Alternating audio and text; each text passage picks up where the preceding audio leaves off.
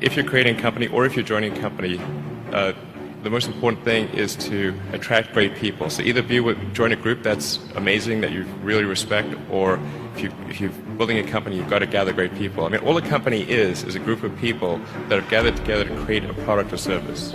And so depending upon how talented and hardworking that group is, and the degree to which they're focused cohesively in a good direction, that will determine the success of the company. So do everything you can to gather great people if you're creating a company. You focus on signal over noise. A lot of companies get confused. They spend money on things that don't actually make the product better. For example, at Tesla, we've never spent any money on advertising. We put all of the money into R&D and manufacturing and design to try to make the car as good as possible. And I think that's the way to go. For any given company, just keep thinking about, are these efforts that people are expending, are they resulting in a better product or service? And if they're not, stop those efforts.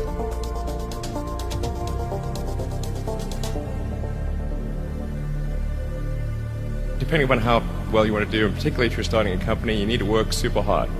So what does super hard mean? Well, when my brother and I were starting our first company, instead of getting an apartment, we just rented a small office and we slept on the couch. And we showered at the YMCA, and we're so hot up we had one computer, so the website was up during the day, and I was coding at night. 7 days a week, all the time. And I sort of briefly had a girlfriend in that period, and in order to be with me, she had to sleep in the office.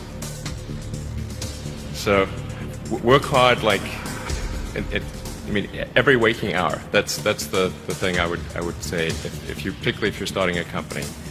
And I mean, if you do simple math, say like, okay, if somebody else is working 50 hours and you're working 100, you'll get twice as much done in the course of a year as the other company.